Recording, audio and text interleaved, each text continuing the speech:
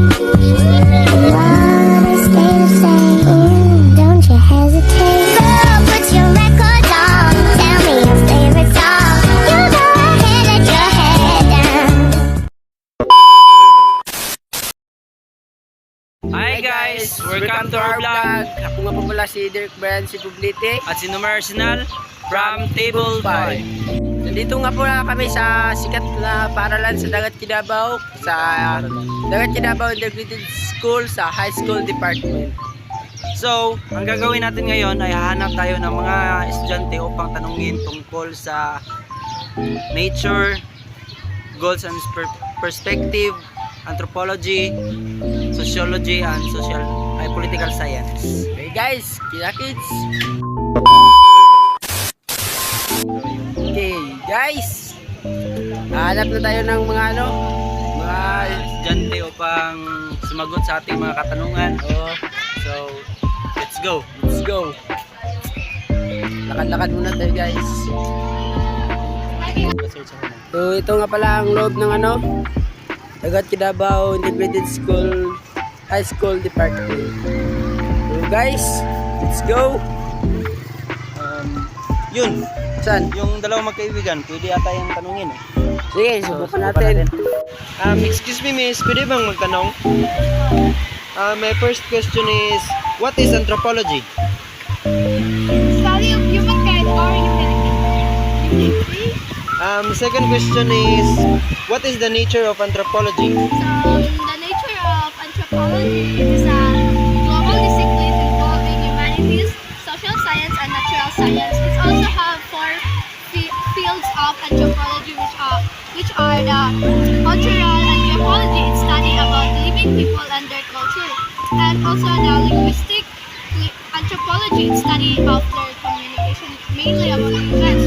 And third is archaeology, it is a study of past human remains. Example is fossil. And last is biological anthropology, study of humans like evolution and contemporary variation. May mga kwan pa pala no? Third question is, give one goals of anthropology. Ano naman? One goals of anthropology is to comprehend the conduct of monkeys and gorillas in their regular settings. Fourth question, what is the perspective of anthropology?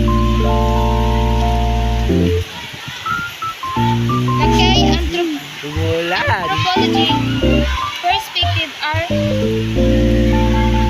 realism and relativism,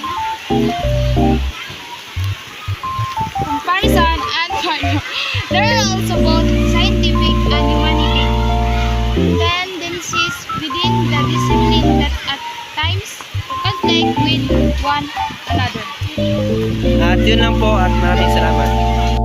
So ayun guys, nandito pala tayo ngayon sa high school department upang isagawa ang ating mga tanungan kasi doon sa pinanggalingan natin area kaya kanina medyo malakas yung ulan mababasa tayo. At ngayon, umalis kami doon at pumunta dito sa high school department upang dito lang isagawa ang ating mga katanungan. So simulan na natin. Okay. Yun, may nahanap na, may nakita tayong mga estudyante upang sasagot sa ating mga tanungan. Let's go! Let's go! So, ito, baka pwede nating tanungin. Miss, excuse me miss, pwede ka ba namin matanong about sa sociology? Our first question is, what is sociology?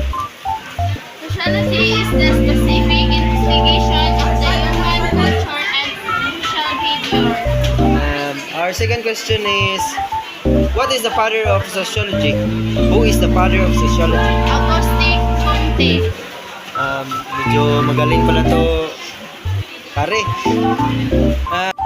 Our third question is, what is the nature of sociology?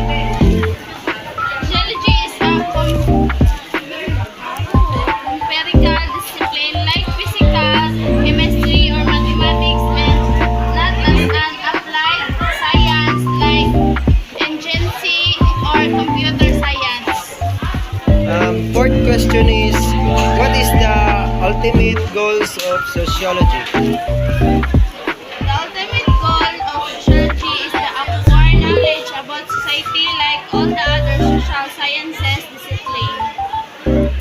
fifth question is, what is the perspective of sociology?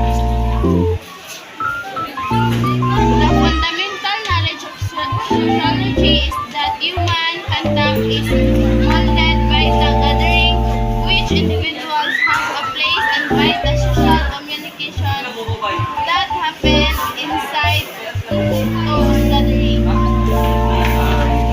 At yun lamang. At maraming salamat sa iyong oras. At Ayan. May natira pa tayong ilang tanong to? fourth question. May 4 na tanong pa tayo titira kaso naitigil natin kasi lakas ng ulan guys. Sama ng panahon dito.